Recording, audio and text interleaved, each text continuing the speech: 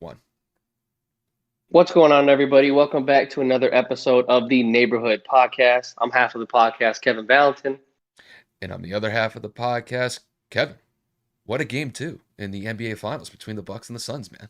Game two, bro. Game freaking two was, well, first of all, both games were good. However, this was a very, very close game, all the way down to the wire, at least up until middle of the fourth quarter, where, Phoenix started to not pull away, but they started to pad that lead a little bit more. But overall, it has been a very good finals. Phoenix now leads that series 2-0. They are going back to Milwaukee for Sunday at 8 o'clock Eastern time. So, I mean, this is going to be what we're talking about today, guys. We were, last time we got into a deep dive and a breakdown of the game, and we definitely got into a little bit more in depth of some other things afterwards. But again, it is a little late. Unfortunately, the finals ending at this time does hinder our ability to give you guys premium content to where everybody's enjoying it like we would if we would, be able to live stream earlier. But we wanted to, get this fresh before all the, the other platforms were able to get there. We do know that ESPN's currently doing their reviews and whatnot, but we wanted to give our kind of feedback on the game. So I mean, Kyle, I guess what I'm going to say to you is, what did you see in a change from Milwaukee's standpoint in terms of preparation and execution? And what do you think they're going to need to do to turn this series around to try to make this 2-1? Well, the way that I see it is Milwaukee definitely made some solid adjustments defensively. The one thing that I saw in game one is whenever they would switch defensively when they were guarding Chris Paul and Devin Booker, is Phoenix got the switches that they wanted because they got Brook Lopez one-on-one on either Devin Booker or Chris Paul. In game two, Milwaukee definitely improved their switching because usually when they switched, they mostly either had PJ Tucker or maybe Chris Middleton or Drew Holiday on Devin Booker and Chris Paul for the most part. So they definitely improved their defensive switches on that aspect. Now, the difference in this game compared to game one was Phoenix, by and large, was just outstanding behind the 3 point line because Milwaukee started off this game very hot and they just attacked the paint the entire first quarter. That's something that you and I talked about, was one of the adjustments that they had to make from game one, was the fact that they had to be more aggressive and they had to attack the paint with Giannis and Brook Lopez. And that's exactly what they did in the first quarter. But Phoenix responded really well by knocking down, I believe in the first quarter, they knocked down over 6 to 7 3 pointers. Mikal Bridges, Jay Crowder, and Chris Paul, they were all knocking down shots early.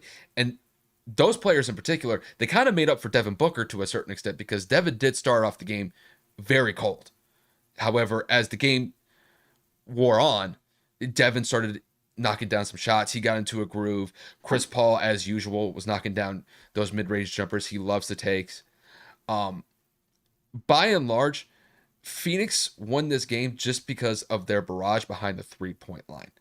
And they got key contributions from DeAndre Ayton. He didn't have the game that he had in game one, but even so, he had a phenomenal game as far as just getting some second chance points, getting the rebounds that he typically gets, and getting easy buckets at the rim.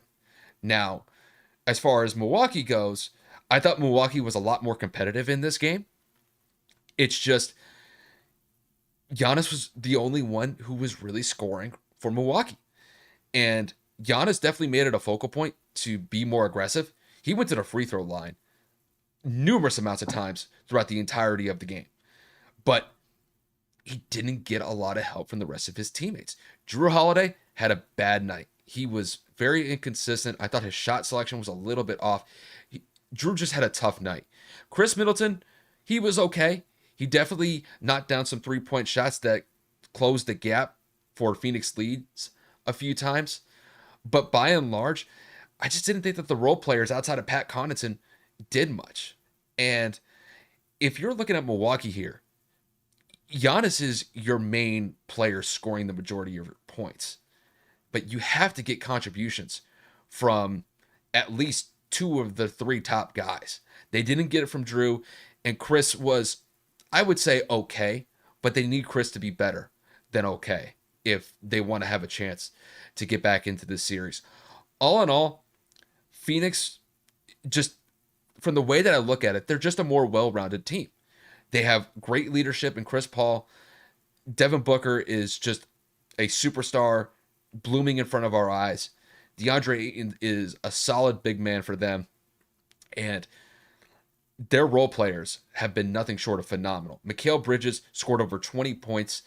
He was knocking down 3-point shots. He was knocking mid-range jumpers. He was making layups. He was sensational as far as their role players go. And that's going to be a tough matchup for Milwaukee to contend with as this series does transition back to Milwaukee for game 3. Oh, 130%. It's crazy when you really look at this. And again, I have to give a shout out to Giannis. The man dropped 42 points today with 12 boards, 4 of them being offensive. You look at the injury that he sustained last week, and you think, damn, he's probably out for the postseason.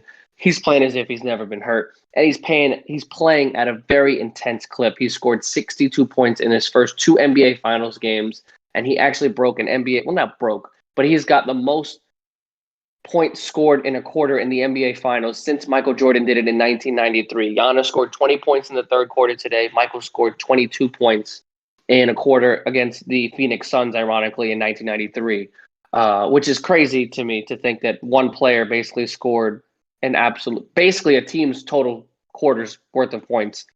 And, as a unit, Kyle said it already, the supporting cast was lackluster to say the least, just inconsistent. Chris Middleton's got to get it going. The man he was 5 of 16. Drew Holiday was 7 of 21.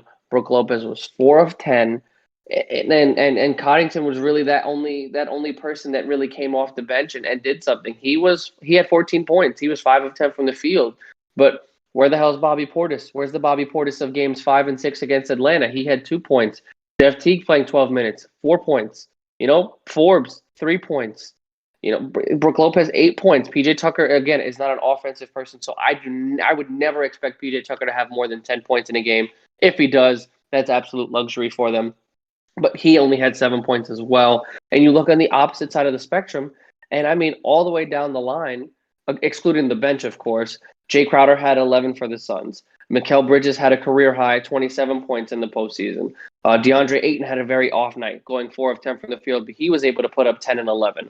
Chris Paul had 23 points. Devin Booker had 31 points. So everybody was able to contribute and bring something to the table in order for the Suns to take this 2-0 lead. But the one thing I have to circle here, even though they won, the Suns just got abused on the defensive rebounds. They just Milwaukee was just able to grab so many boards in the third and fourth quarter, which is why Milwaukee was able to kind of stay in this game as long as they did.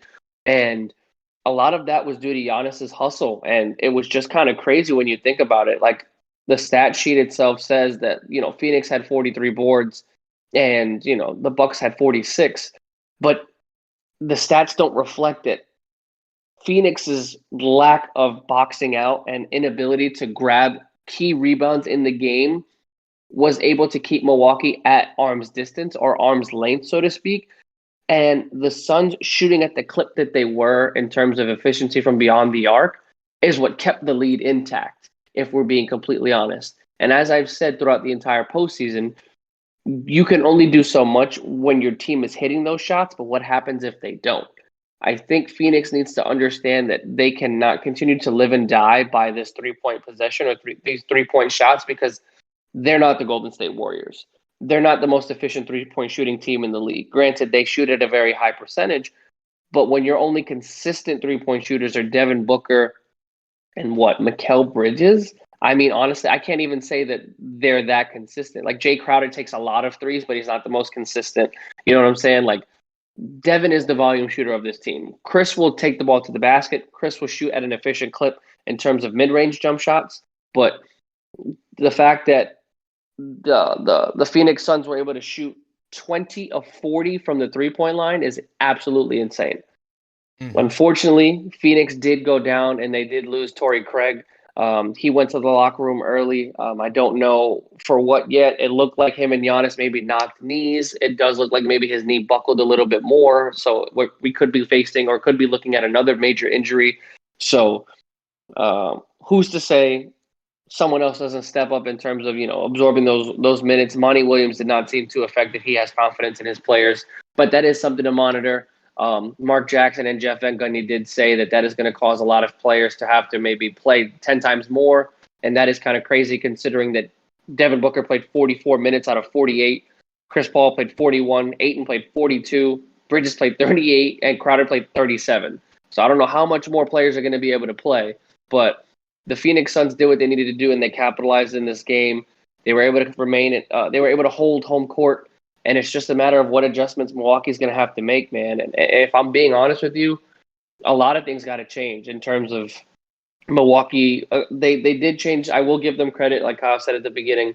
They were more aggressive. They did attack the basket. Giannis played incredible, but if the players that I named, like Drew Holiday, Bobby Portis, Brook Lopez, if they don't start to step up and they don't start to get consistency from their second superstar and Chris Middleton, we could potentially be looking at a sweep because Phoenix is only gaining more and more confidence with each win.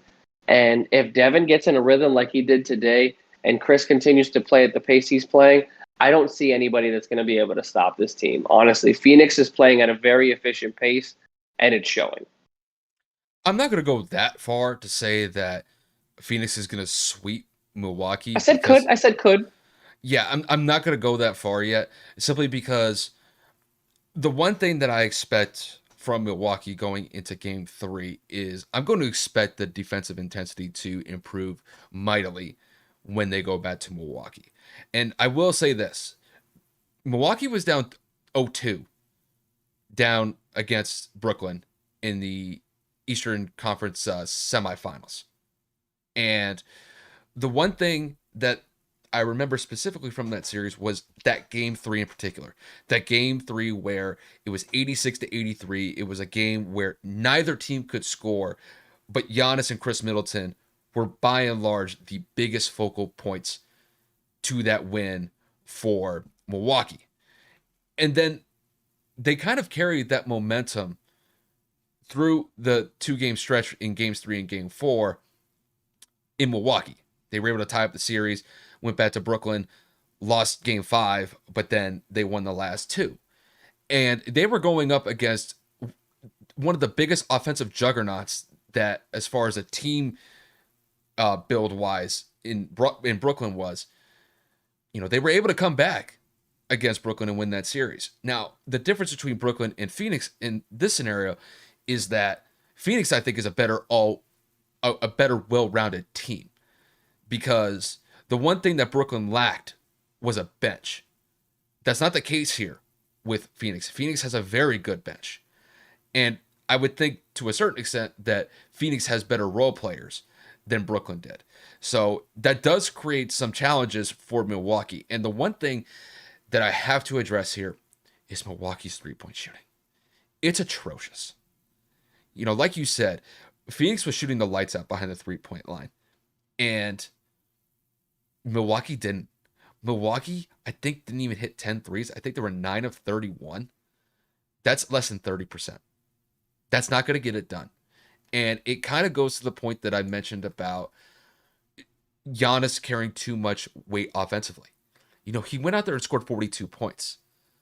But outside of that, you're not getting consistent enough scoring from, first of all, your number 2 in Chris Middleton. And Drew Holiday had a very poor shooting night. And I know Pat Connaughton did step up as far as their role players go. He was able to knock down a couple 3-pointers. But, the majority of the scoring is coming from really only 4 players. With Phoenix has like 5 or 6 good scorers. Because, you could expect Devin and Chris Paul to have good nights. But some performances, they'll get a huge night from DeAndre Ayton. Tonight in particular, they got a huge performance from Mikal Bridges. Jay Crowder can knock down shots. Cameron Payne can knock down shots. Like, all of these guys on Phoenix, even though that they're role players, they have enormous impact for Phoenix's ability to win basketball games. Milwaukee is really only limited to probably 3 or 4 players. And by and large, Giannis is the primary guy, of course. But the performances that Chris Middleton can have as far as having an outstanding night, they're just too few far in between. And Drew is kind of the same thing. Drew was amazing defensively. He actually had a good night defensively in game two. But offensively, man, he just struggles. It's just tough to watch him take the shot selections that he's been making these last couple games. And if Milwaukee's going to have a shot, to come back into this series, not only do they have to ramp up the defensive pressure, because once again, they gave up way too many points tonight. They almost gave up 120 points. They're going to have to keep Phoenix under 100. And Milwaukee's going to have to score. And it just, the offensive weapons that Milwaukee has, they're very limited in that sense. And I just don't see a scenario, for the rest of the series where they're going to be able to outshoot Phoenix behind the 3-point line. They may be able to do it down low, but behind the 3-point line, it is going to be quite a challenge for Milwaukee moving forward. Well, I think they started on a good note in terms of finding ways to get Chris off the ball. I think that their ability to double and triple team him, even at half court in some instances, was able to get the ball out of his possession, get the ball out of his hand and into somebody else's. It's just unfortunate for Milwaukee that Devin was able to hit the shots that he did. If I'm being completely honest, I really, really do think that they played a lot better in terms of making life a little bit more difficult for Chris, because obviously Chris had 6 turnovers tonight. That is very unlike Chris Paul in that instance. But overall, rotating the bodies that they did, fighting through the screens, not switching as often as they did, I thought that was a good adjustment on Budenholzer's side. But they have to find ways to better rotate, take better efficient shots. And overall, their morale seemed a little low. You had to see Giannis kind of in between the third and fourth quarter or during a timeout kind of get in his team's ass to really kind of motivate them and get them excited and enticed. And you really look at this team, of all the things that they overcame, like you said, coming over a 2-0 deficit against Brooklyn, going through the gauntlet that was Atlanta, and overcoming that as well, and their bench and role players showing that they have the ability to step up. So it is a little frustrating to see that they're not performing the way that they have been all postseason. So this is the pinnacle here. This is the mountaintop. This is what you fight for all season. This is what you fight for in your entire career. When you go through the AAU games in high school and you go to the collegiate level and you get drafted, like, players play for this moment. And I feel like the Bucks are kind of selling. And other than Pat Connaughton tonight, it really did show, because there was just no second fiddle to Giannis's Batman. There was no additional assistance when Giannis came out of the game. And that's just not going to fly. We don't have that type of play anymore in the NBA where one person can take over and that be enough. None of these players are LeBron James, Kevin Durant, Michael Jordan, Kobe Bryant. Giannis is very limited. Again, he did score 42 points, but when all the tricks in his basket revolve around the rim or him attacking the basket or living at the free throw line, they're going to need some help outside on the perimeter, like you said. So their inefficiency to not only shoot from the field, but from behind the arc, that's going to need to change. And, overall, I think Milwaukee is going to really have to figure something out in terms of trying to guard Devin Booker, because it just seems impossible.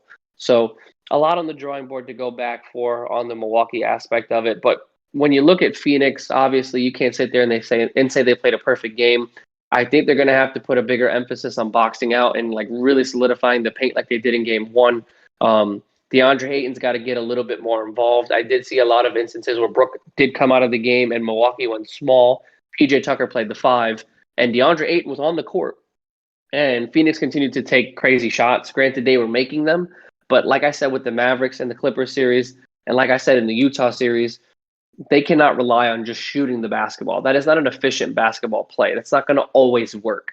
If DeAndre Ayton is 7 feet tall and PJ Tucker's 6'7", 6'8", that is an automatic mismatch that doesn't need a pick and roll.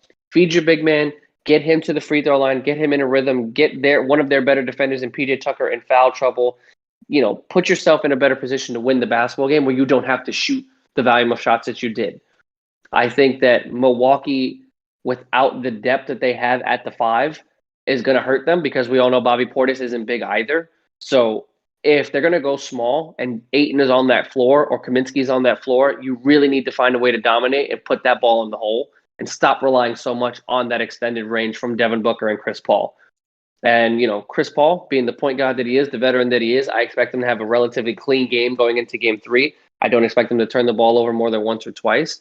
But if I'm going to go into the prediction side, Kyle, I'm just going to ask you straight up, does Milwaukee have a chance to turn this around? And if so, who do you think is going to win the next game? Well, in game 3, I'm definitely giving Milwaukee a shot. They're going to be at home. I know for sure that the home crowd of Milwaukee is going to be riled up, even with them over in Phoenix. I saw a lot of fans in that Deer District, and I believe that there was, some fans within the Fisher Forum the last 2 games when the Bucks were on the road. So they're definitely going to be loud. They're definitely going to get into Phoenix's head into a certain extent. Now, as far as the game goes, I'm going to expect Giannis to do essentially what he did in game 2 and continue into game 3. I mean, he had 42 points tonight, and he was extremely efficient. The only thing that I would wish Giannis would do a little bit better, and this might just be something that it is what it is just knocking down maybe a higher percentage of his free throws. He did get to the free throw. He got to the free throw line quite significantly tonight. So, if he could be able to knock down possibly 60 to 75% of his free throws, I think that would definitely help. Just because he's going to the free throw line so consistently in the last 2 games. And they have got to get their role players to step up. They have got to get some better performances from Bobby Portis. Pat Connaughton needs to continue his shooting performance that he had in game 2, carry it into game 3. And Chris Middleton and Drew Holiday have got to step it up. Those guys are the number 2 and 3 players on this team. And don't get me wrong, Drew is great defensively. But offensively, he's got to make better shot selections. And Chris has got to go off. 11 points tonight in game 2. That is not going to get it done. So Chris is going to have to go out there and get 25, damn near 30 points. And I know Chris is capable of that. It's just those performances that he can put out there are just too far few in between for my liking. So, and I think as far as Phoenix goes, just continue what works. Space the floor, get your role players in good 3-point shot selections. And I think as long as Chris Paul and Devin Booker are knocking down shots, as long as they don't have an off night shooting, I think the Suns can realistically win game 3. But I'm actually going to go with Milwaukee here. I think Milwaukee's going to win a very close competitive game. I do think that Phoenix is going to get over 100 just because they have too many shooters to contend with. But I do think that Milwaukee is going to get a great performance from Giannis. I think he's going to probably get somewhere around 35, possibly 40 points. I think Chris Middleton's going to drop 25, potentially 30. And I think Drew's going to chip in for a solid 20. And then if they can get Pat Connaughton, Bobby Portis, maybe even Jeff Teague to chip in 10, 15 points here or there, I think Milwaukee can carry this game 3 performance and kind of get back into the series. Because if they go into game 3, they win game 3, going into game 4 to potentially tie up the series, that would be huge. But they have to win game 3. So I think Milwaukee wins a close one. I could say maybe 115 or 108. So I'm actually going to disagree with you. And Kyle and I actually said on the last live stream, our predictions have kind of been shit recently. We pick a lot of games and the opposite ends up happening. And I mean the epitome of opposite. Granted, we're not always going to be right. We understand that, but I'm going to go with Phoenix in this one. I think that, Devin Booker is going to have another huge game. I think DeAndre Ayton's going to go back to form. And, I'm hoping that, with the injury to Torrey Craig, hopefully he ends up being okay. But, if he is out, I think that Cam Johnson's going to have to take some more minutes. Hopefully he can step up and do what he's got to do. Maybe put up 15, 20 points, have a really big night off the bench. But yeah, no, I think Phoenix takes a commanding 3-0 lead. I really do think that Milwaukee's putting way too much pressure on Giannis. Again, he's not 100%. Every time the man hits the floor or grabs at that knee, everybody in Milwaukee, not only on the bench, but in the actual arena that they were watching, you know that they took a deep breath and kind of like held it for a second and said, "Oh my God, please get up!" Like without this man, this is easily a sweep, definitely blowout central without a doubt. And if Giannis has got to play 40 plus minutes and score 40 plus a game for them to still lose, I think that that's just not a good place to put it in. Like I said, I think that Phoenix ends up winning a closer one, maybe like 7 to 10 points. But I think again, behind Devin's 30 plus points, I think Chris has a double double, and again, I think Aiton has like one of those maybe one of those 2020 games. I just can't see him being abused down low again back to back nights. And at that point, if Phoenix does in fact take Game 3, I would confidently say Phoenix will win this series, whether in 4 or 5. But Phoenix is going to take a commanding 3-0 lead come Sunday night, in my opinion. No, I fully understand where you're coming from with that prediction. It's just I think Giannis is going to be the enforcer throughout the entirety of Game 3. I think we saw that in the third quarter in particular. He went out there in the third quarter and scored the most points in any quarter in the NBA Finals history. Went out there and scored Since 20 Michael, points. since Michael. Okay, since Michael. I'll take that back. I'll retract that a little bit. But still, 20 points in one quarter, that's In sensational. the finals. Yeah. So, I think the last person to do that was either LeBron or Kobe to kind of Yeah, put a Kobe. similar type of number. I think Kobe was 2011 or 2010, or excuse me, 2010, 2009, and then LeBron was 2014 with 19. Now, here's the thing, and I think we have to talk about this a little bit more.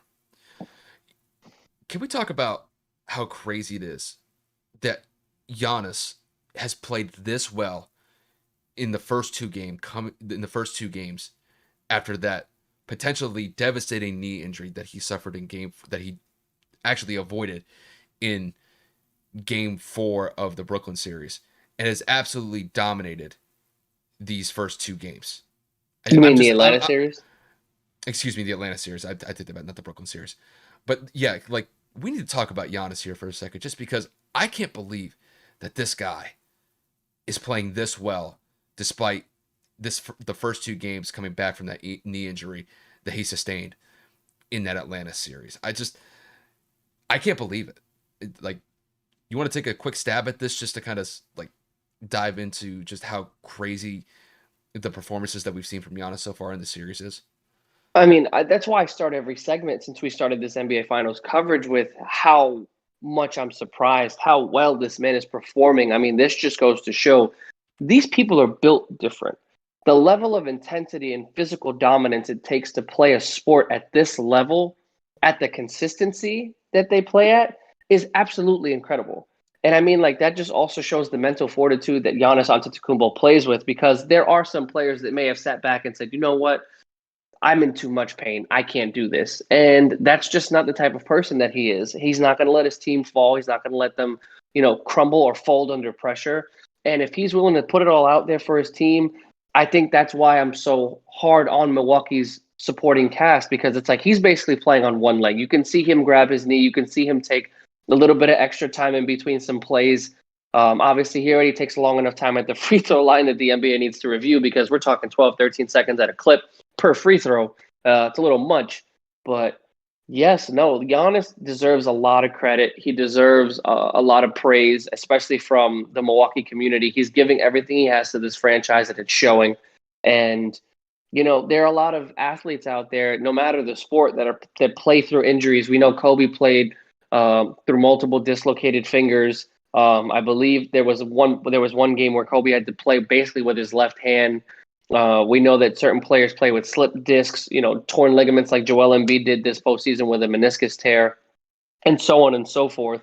But when you're putting out 40 points in an NBA Finals game after an injury like that, you have to just literally give it up to the man, because he is just playing basketball at such an incredible pace. And I think that needs to be respected, and that needs to be praised, because we're watching history. Like, he basically could have been out the entire series, if not maybe into next season. Instead, he's dominating in the NBA Finals. 62 points in 2 games in the NBA Finals. Absolutely crazy. And it's wild because the only thing that I could really say that he's kind of really struggling through these first two games is just his overall endurance. Like you could see like when there's a break in the action after a foul takes place or a timeout, he has his hands on his knees. He's just trying to get as much air as possible. It's just because he's fatigued. He's putting everything on the line to try to get this series for Milwaukee. And it kind of sucks that this effort is, I won't say being wasted. It's just he's putting so much pressure and so much weight on his back. And the fact that his teammates are just not stepping up to the level that they need to be at, it just, what else more do you want from the guy? He's putting his body on his line every single night, just like everybody else is. But the fact that he was able to come back from that knee injury so quickly and to be able to establish dominance down low against solid players like DeAndre Ayton, that's just amazing to me. So I got to give Giannis a lot of credit. He's one of the grittiest players that this league has to offer. Granted, he does kind of struggle from the free throw line. His game is a little bit limited to the fact that he's not like a knockdown jump shooter. But man, when he gets down into that paint, is a nightmare scenario for defenders going up against him. And the fact that he's still able to be this effective while somewhat being hindered by that knee and his endurance to a certain extent is he labors every now and then. It's just phenomenal to watch. And I hope that he's able to continue this level of play going into games 3 and 4, and I fully expect him to. It's just, I know a lot of people may give Giannis a little bit of criticism here and there just because, the last couple years, Milwaukee has fell short. Milwaukee has been one of the best teams that the NBA has had the last 2 seasons before this year, and their best playoff performance was to only get to the Eastern Conference Finals, and they ended up losing to Toronto, and they got bounced out of the second round in the bubble last year. And even with that criticism, and some of it may be warranted to a certain extent, Giannis has really gotten this team together and has propelled this team to the position that they're in right now. And the fact that Milwaukee's in the finals, I would say the majority of the credit definitely goes to Giannis for being able to do what he does on a nightly basis. Not only is he one of the best defensive players that the league has to offer, he's one of the best offensive threats as well as far as down low goes. And I do have to give a lot of respect and admiration to Giannis in that sense, just because it's absolutely wild that he's playing this well after what we kind of thought could have been a potentially devastating knee injury. And the fact that he's going out there and playing this well is remarkable. I got to give it up to the guy. I mean, it adds to the pedigree that Giannis has created, the reputation that he has created for himself. Coming from where he came from in Greece, getting drafted to Milwaukee. We all know the story of, him having to run to the arena because he didn't have enough money for a cab. The kid gives everything he has with everything that he does. Then obviously getting better pretty much as every year progressed. 2-time MVP, Defensive Player of the Year, first team All NBAs, first team All Defensive NBAs. I mean, you name it, the man has the accolades. He's got the mentality to go out there and win. And you can see he has the leadership capabilities, getting his teammates involved in between timeouts, like I had said earlier. So Giannis is that guy. It's just unfortunate that the cast around him just cannot get it together at a consistent pace, because you really want Giannis to win. You want to cheer for the guy. He's not a guy you hate. He's not arrogant. He's not cocky. There are moments, obviously, where he does joke around a little bit too much, maybe in the press conferences, or maybe even a couple of years back when they played against, I don't know if it was the Lakers or LeBron in Cleveland his last year, where he kind of did the crown thing.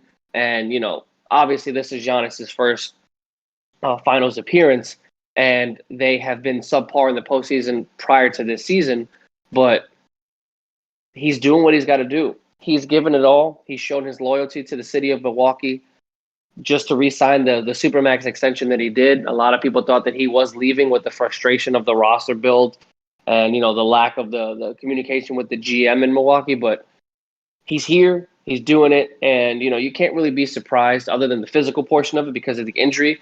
But when you look at Giannis, the individual, Giannis, the character, um, it's not a surprise to me. And I could not be happier that he's doing what he's doing now because he's playing at a high pace. He's willing his team to win, and he's giving us entertaining basketball.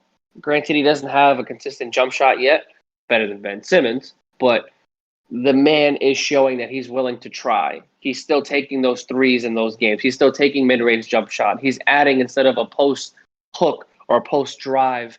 The guy is now doing post fadeaways, and he's taking putting his back to the basket and then adding to his post game repertoire.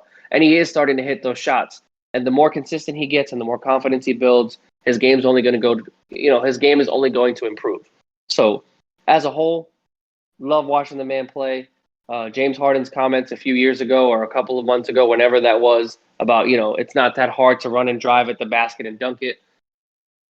To an extent, I agree, but at the same time, it takes a special kind of guy to sit and dribble for 22 seconds out of the 24 and throw up a three and hope it goes in. So cool, you can dribble a little bit more. Cool, you can shoot the basketball a little bit better, but you're not exactly a consistent performer in the postseason either. So, I only bring that up because people continue to say, Giannis isn't an entertaining person to watch, or Giannis still can't shoot the basketball. Okay, he's in the NBA Finals. Like, he's doing something right because people can't stop him. So, definitely give him all the credit in the world. I hope he wins one eventually. I just don't think this is going to be that year, which is kind of sad because when Brooklyn reloads, LA reloads, it's going to be for a couple more years. And obviously when Golden State reloads, holy shit, it's going to be a tougher road. And I think this may have been his opportunity to win it while he was younger. So I don't think that Phoenix is going to choke up this 2-0 lead. And even if this series goes 7, I really don't see Phoenix losing. Yeah, and just to kind of piggyback off the point that you made about James, I mean, James can talk, if he wants to be critical about Giannis's game in that sense, I mean, Giannis can snap back at James saying, "You don't play defense." Like, I've won Defensive Player Year awards. Where have you been? I mean, don't get me wrong, James is a great offensive player. I don't want to get that lost in translation. But Giannis is a better all-around player. Just because James, for years, played no defense whatsoever. I mean, there are whole YouTube videos, like low light videos of James not playing defense whatsoever. I mean, you had the TNT crew just like going off on the guy, especially when he was playing in the early days in Houston, where he's missing assignments. He's just standing in like no man's land, just like letting guys just go to the basket without any sort of resistance whatsoever. I will say that James has made a slight improvement to his defensive effort. It's just, if James wants to be critical about Giannis's game, Giannis can say, it's like, bro, it took you 10 years to finally play a lick of defense. So, the way that I see it, Giannis has made tremendous strides to not only be a solid player down low, but I've seen him try to evolve his game from a mid-range basis. He actually had a nice couple of shots in game 2 where he's taking those fadeaway jumpers off of one leg. He's not super consistent with them, but I appreciate the fact that he is confident enough to at least try those shots, and he's knocking down some of them. So I give him credit for trying to be able to expand his game rather than just being a guy who's just beholden to holding it down low.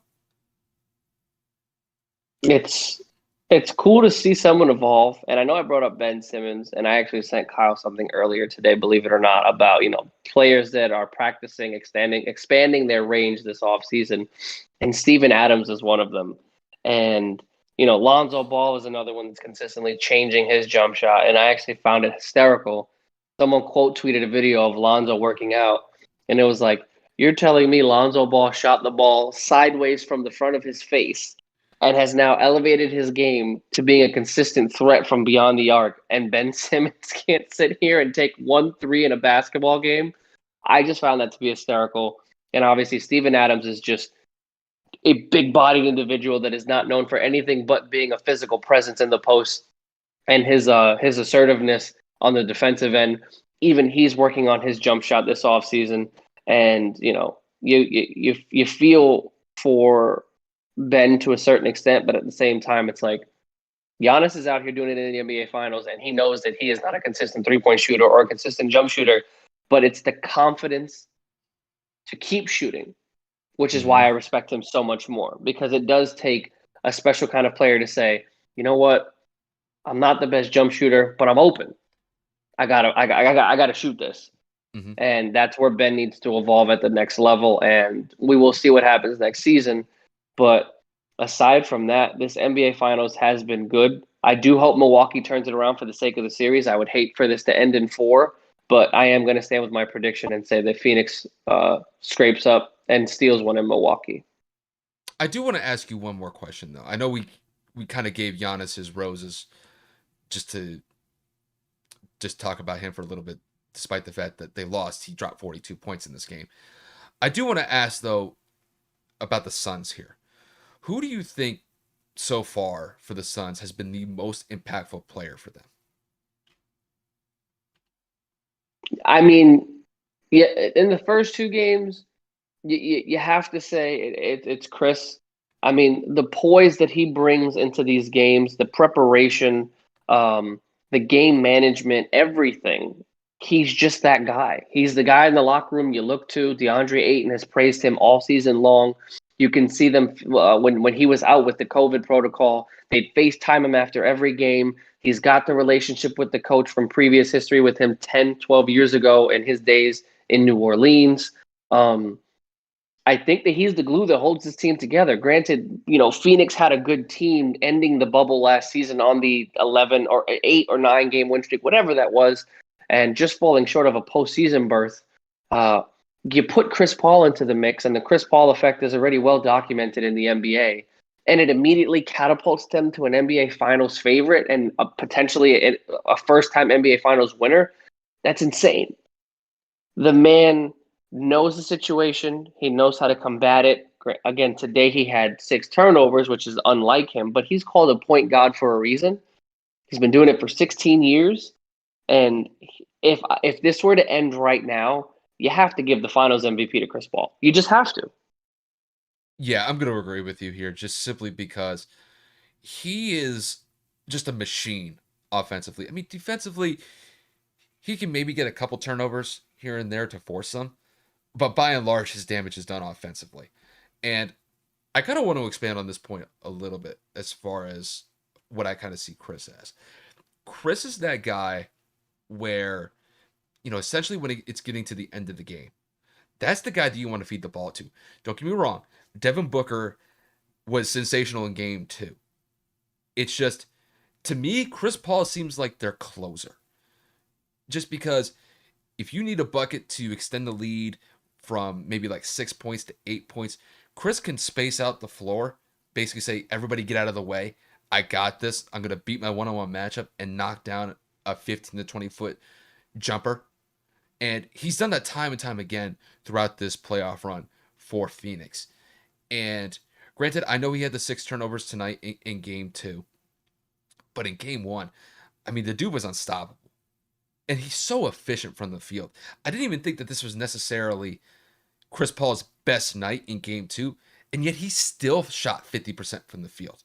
Devin was really the show tonight, scored over 30 points, but still, Chris Paul, you always have to account for him simply because, man, especially when it comes to these clutch situations, that's the guy that you want to get it to. And he proved it when he was in Houston. He knocked down some huge shots for Houston when they were trying to compete for a finals appearance. And going into this year with Phoenix, the guy has just been lights out through the entire playoff stretch that they've had. And, I was thinking about maybe possibly picking Devin Booker as their most impactful player, but I'd be lying if I said that it'd be Dev. Dev is phenomenal, don't get me wrong. But just the floor general abilities that Chris Paul is bringing at age 36 is just phenomenal. And not only that, the way that he facilitates the ball to DeAndre Ayton or to kick it out to the role players that they have, like in Mikal Bridges, Jay Crowder, Cameron Johnson, you can't beat that. It's just his value as far as an NBA player goes is just immeasurable. And I'm finally glad that he's getting the opportunity that he's getting. 16 years in the league. He's almost 2 decades, for God's sakes. And he's getting his moment to shine, and he is taking full advantage of it. So I got to say that it's Chris Paul in this sense. Yeah, and just to finalize that point, Devin Booker is his own player, right? You have your floor manager, you have your scorer, you have your anchor on defense, you have your enforcer. Every basketball team player has a role, right? So Devin Booker is a great star in his own sense. Devin is the offensive guy. When you need a bucket, give it to Devin. When you need a shot, give it to Devin. You need clutch free throws, give it to Devin. He's just that individual that when you need it, give him the basketball. But close game management, clock management, situational awareness, you need the veteran presence. You need the guy that's able to hold the ball, create his own shot, and get other people involved. That is why Chris Paul is so pivotal to any team he's ever been on. And granted, this is the farthest he's ever gone in his NBA career, but moments like these is where he thrives most. The term point guard doesn't come from just him having a lot of assists in his career or him being a point guard healthy or consistent for 16 seasons. No, the man has multiple games of double doubles with no turnovers, and he's done it throughout the entire playoffs with basically a banged up shoulder in the first 2 rounds, where he had multiple games with no turnovers and 30 plus points. So this was a resurgent year for him. This was a revitalized year for him, and I don't want people to take that away from the superstar that is emerging in Devin Booker. And I know that a lot of the media has been consistently quoting the relationship that the late great Kobe Bryant had with Devin, and that's the saying of be legendary. And Devin hit some clutch shots tonight that will be remembered in history as one of the better performances that a Phoenix Suns player has had in the playoffs, aside from Charles Barkley and Steve Nash. But he will have his time to shine if Phoenix can keep this consistent. And, if they do end up winning, it's going to be a matter of what they do the next season. And can Devin take it to the next step? Can Devin improve in his defensive liabilities? Can Devin keep himself out of foul trouble? Can he not turn the ball over as much? Who knows? Every sport, every player has room for improvement. Nobody's perfect.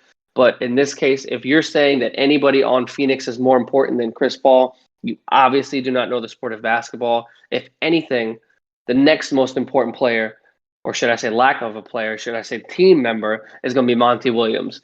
Getting this young group of guys together, keeping them level-headed, being a player's coach. You can hear him in some of these timeouts. You can hear him in his answers to the media in between quarters or in between timeouts. He has them focused. He knows what they need to do. He has them aware, and he has them prepared. So if I'm being honest, Monty Williams needs a lot more coverage because he is doing a phenomenal job in keeping this group of guys together. And without him, I don't know if they get here. The crazy thing is, I remember Stephen A. Smith was talking about this when the Suns were going up against the Clippers. I remember Phoenix was up 3-1 in that series, and they lost game 5 in Phoenix. And Stephen A. Smith was saying that Tyronn Lue is the best basketball coach in the NBA. I mean, you want to talk about recency bias, prisoner of the moment. I mean, it doesn't get any worse than that.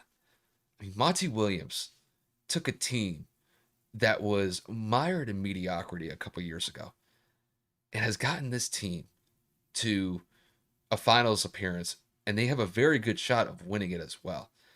I mean, the fact that he was almost able to get this team to a playoff berth last year in the bubble, they just fell a little bit short. And then to take the leaps and bounds that they have in this season alone Oh, is just unbelievable. And I don't want people to lose sight of that. It's absolutely incredible what he's been able to do in his short tenure in Phoenix. And I know he didn't win Coach of the Year. He was my pick to win Coach of the Year. Obviously, they gave it to Tom Thibodeau in New York. But this guy is just solid as it comes. I mean, he is one of the best coaches that we have in the NBA currently. And I just like his demeanor. He's very laid back. He's not very gung ho as some coaches in the past have been in the NBA. He's very methodical in his approach, and he's very level headed. He doesn't get too fired up. He keeps a very straight face most of the time. And I think just that type of style works with this team. And I think this team definitely feeds off of what he brings to the table. It's just, I got to give a lot of respect to Monty Williams because throughout this season, and especially in this playoff run that Phoenix is going on, he has been phenomenal. I mean, the way that he set up that alley oop pass to DeAndre Ayton with zero point 0.8 seconds left in that Clipper series, you couldn't have drawn it up any better. And the players executed it to perfection. So, Monty is one of the best out right now. And I'm not just saying that because they're in the finals. I'm saying that he has had a solid track record the last 2 seasons to the point where he was able to get this team from basically out of the basement in the Western Conference all the way to the 2 seed this year. And they're in their first finals appearance since the freaking 90s with Charles Barkley. 93. So you got to give Monty his respect. If nobody else is going to give it here, I know Kevin and I definitely will. 100%, dude. Are you kidding me? And then James Jones for assembling this team that he has. Obviously, people doubting the ability of Cameron Payne. People questioning the draft pick of Cameron Johnson as high as he was out of UNC. Obviously, the acquisition of Chris Paul, people said that, maybe that was too much or, like that contract was too big. And James did what he needed to do, and he made the right moves. And, shout out to him. Obviously, you can't leave any player left unmentioned. And, James Jones being a role player, should I say a bench player for the majority of his career, he understands what it's like to be on a winning team. And he assembled a great team. Like Kyle said, this team was on the bottom of the Western Conference for a very, very, very long time. And the hiring of Monty Williams was able to turn that around. Devin Booker becoming the superstar that he is today was another big reason. And then, Chris Paul and the drafting of DeAndre Ayton as well. So they have a good little squad over here. They have a good thing going. Hopefully they can capitalize and finish this off and, win their first franchise's NBA championship. That'd be great. But, it is getting a little late on this end. And, we have a little bit more that we would like to cover. But, we do have some other things we need to take care of. We got to edit some more stuff and make sure that we have stuff ready for you guys on Sunday as well. So unless you have anything else, Kyle, that's it for me. No, I mean, we got a big UFC card coming up this weekend. I'll devote some time to that either Friday or Saturday. So definitely kind of stay tuned out for that. It's a big fight. You got Conor McGregor going up against Dustin Poirier. This is the third fight between them. Dustin won the last fight. Conor won the first fight between them. So this is essentially the grudge match between them. So that'll definitely be fun to watch. And, we got game 3 coming up on Sunday, and that's definitely going to be very fun to watch. And I know I mentioned it in one of our YouTube videos yesterday, but congratulations to the Tampa Bay Lightning for winning back-to-back Stanley Cups. They are on the verge of possibly being a dynasty in the NHL. They have just a great roster from top to bottom. They've got great leadership in Steven Stamkos, Alex Killorn, Victor Hedman, Braden Point. I'm probably missing a couple guys. Nikita Kucherov. Like, these guys are just studs. And, it's definitely fun to see. I mean, granted, I do live in Tampa. So it's great to see the fact that the Lightning are just on a roll right now. And they could potentially be going for a three-peat next year, which would be just absolutely insane. You don't typically see that often in professional sports anymore. But they actually have the roster to go out and make that happen. So I just wanted to give them a little bit of shine before we wrap this up tonight. Big kudos to them. Shout out to the Lightning. It's hard to repeat in any sport, let alone the sport of hockey, as physically demanding and grueling as that sport is. And, as competitive that sport can be, repeating as champions is pretty difficult. And the fact that they're going to have an opportunity to go for 3, it's kind of crazy. I don't even remember the last time I've heard of an NHL team winning back-to-back championships, if I'm being honest. Again, I'm not a big fan of hockey, so. The funny thing is, like, when I look back at the path that they've taken, they definitely had some up and downs. Losing to the Blackhawks, I believe in 2015, that definitely hurt. Losing to the first round to the Columbus Blue Jackets 3 years ago, where they were the best team in hockey and they got I remember swept in that. 4 games. There was a lot of times where you know the fan base could have given up on this team, the organization could have moved on from the players that they had, but they hung in tough and they have just taken the NHL by storm the last couple seasons, and I got to give them a lot of credit for that. They have been playing phenomenal. I mean, to win 2 championships in 9 months is absolutely wild. You do not see that very often, and it really just kind of goes to show that Tampa is just it is quite a sports town right now. 2 titles Oh, in the God. last 2 years. You got Brady last year in Super Bowl 55, and then the Rays. They have been one of the better teams in the American League as of recently. So, it's just Tampa's on a roll right now. I'm not going to go into the whole Tampa Bay thing, but you know, it's quite phenomenal what they've been able to accomplish in a relatively short period of time. No, can't deny it. As annoying as it is for me, because you obviously hear the bandwagoners coming out of nowhere, people that didn't follow hockey or football out of nowhere, or cheered for the Bucks or the Rays when they all sucked. But Mm-hmm. magically we have all of these fans in the woodworks. Oh my God, Tampa Bay, bro, we lit. Man, if y'all don't shut up with that nonsense, I'm about to cancel everything. I'm Hey about to man, turn off all my social media. I swear, because people just ignorant. you just hey man, but they're succeeding. You got to give them credit for that. These teams are actually going out there and playing phenomenal in their respective leagues in their respective sports. No, I'm not taking away from the team's success. I'm talking about the It's the fandom fans. that follow. You know what I'm saying? You have Braun fans, you have Curry fans, you have bandwagoners everywhere. But when you start to jump on this Tampa thing, the Rays are one of the most embarrassing franchises in MLB history for quite some time. They haven't been relevant in a little bit. The Tampa Bay Lightning, like Kyle said, they were falling short just a few years ago, and everyone was boycotting them when they lost in the first round. Mm-hmm. The Bucks have been garbage since 2003, and now magically Tampa's the city of champions. Tampa's the greatest city that we've had in all of sports in 20 plus years. Shut the hell up. Champa Bay, shut up. It's not. I want to see where the hell all you guys go when Brady leaves, and the Lightning come back to reality, and the Rays go back to shit. So it's gonna be fine. Everybody will wake up eventually, and we'll all go back to normal, and it'll be great. I saw a tweet today. Somebody put on an Excel spreadsheet, and it was listing the career of Brady, not just like his professional career. I'm talking about his time in Michigan to now, and it's just wild the amount of success that those cities have had wherever he's gone. Like it's really undeniable at this point. I know these teams they assemble these teams on their own. I'm not saying that the success is directly tied to Brady. It's just it's quite odd. Like there's like some level of sorcery going on here to just see like wherever Brady goes, it's just success happens to just follow in that town wherever he's at. It's just wild. Like it's just it like I said, it's just sorcery, bro. Like I don't know how else to explain it. Hey, he's a magician or something, or a wizard, or like who knows? Brady brings success. Good for y'all. I'm going to bed, guys. It was a great live stream. We had a lot of people in here. We had up to 6 at one point.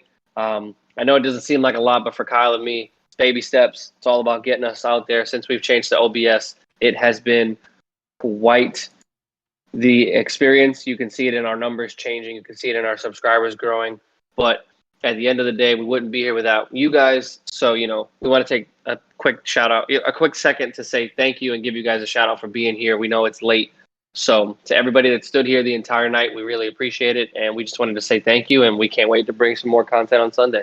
Yeah, I mean, if you guys like the live stream, like the live stream below.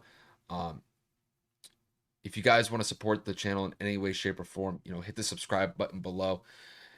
Kevin and I know this. Any sort of support that we can give for the channel, we definitely appreciate it. Oh, by the way, Kev, nice pick on the shirts. I mean, pretty much matching with the Nike t-shirts. I know yours is a different shade of blue, but rocking the blue shades of Nike shirts. I had to kind of I'm point I'm that not out. going I'm not going to cap. I didn't even realize that's how tired I am. So I'm actually in shock. But we actually planned this, guys. I'm just kidding. No, I'm playing. We ain't playing nothing. This is a complete accident. But yeah, that's pretty lit, actually. Yeah, but you know, with that said, you guys just once again, I know I always say it, so does Kevin. Just we appreciate the support. Um, it's gonna be fun, the next week or so because the NBA finals will be going on. We'll definitely be kind of recapping UFC 264, I believe that's the number for the card this weekend, and then we'll end up seeing you guys later next week.